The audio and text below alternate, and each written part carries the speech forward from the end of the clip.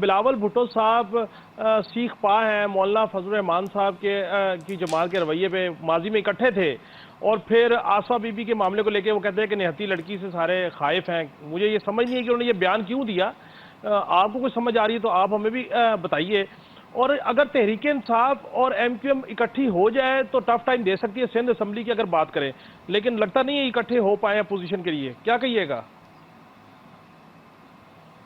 دیکھیے، تحریک انصاف اور M Q M اکٹھے ہو کے پیپلز پارٹی کو کیسے ٹف ٹائم دیں گے، یہ بات مجھے سمجھ میں اس لیے نہیں آتی کہ یہاں پہ مفادات کا ٹکراؤ آ جاتا ہے. پھر مولانا دیکھیں نا، جن کی بات ہو رہی ہے کہ بلاول بھٹو زرداری ظاہر ہے پچھلی گورنمنٹ میں یہ لوگ سب ساتھ تھے، لیکن جیسے ہی گورنمنٹ ختم ہوئی تو کوئی بھی ایک دوسرے کے فیصلوں کو آن نہیں کرتا. اس وقت سب ایک دوسرے کو انڈورس کیا کرتے تھے. اب مسائل کہاں پیدا ہوتے ہیں؟ جب اس قسم کی چپکلش پیدا ہوتی ہے.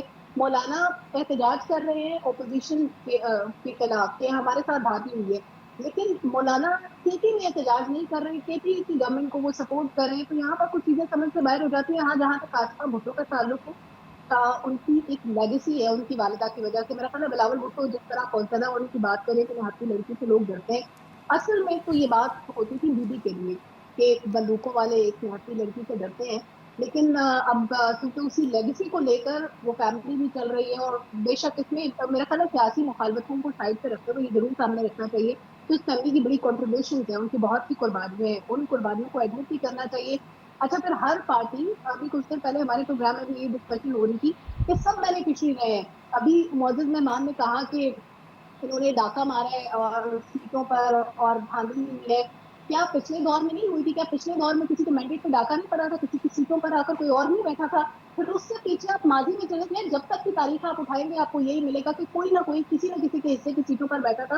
اور ان پولیٹیکل پارٹیز نے خود اپنی اسپیس بنانے کے لیے کسی نہ کسی وقت میں پارلیمنٹ کے اندر انہوں نے اپنی اسپیس کو کمپرومائز کیا. اور جب وہ کمپرومائز ہو گئی، جب دوسرا آتا ہے اقتدار میں تو انگلیاں اٹھاتے ہیں، لیکن جب خود موجود ہوتے ہیں تو اس اقتدار کو انجوائے کرتے ہیں. اس وقت اسٹیبلشمنٹ بھی اچھی ہوتی ہے، اس وقت ادارے بھی اچھے ہوتے ہیں، مل جی کے کام کریں. پھر یہی معاملہ عدالتوں کے ساتھ ہوتا ہے کہ جب عدالتیں حق میں فیصلے دیتی ہیں تو بہت اچھی ہوتی ہیں، لیکن جون سی عدالت کسی بھی پارٹی کے خلاف فیصلہ دے دے وہ عدالت بری ہو جاتی ہے. پھر ہماری عدالتوں کے جی جو ٹھیک. ماضی کے فیصلے تھے اس پہ آپ بھی پروگرام کر سکتے ہیں، ان پہ بھی سوال اٹھنے شروع ہو گئے.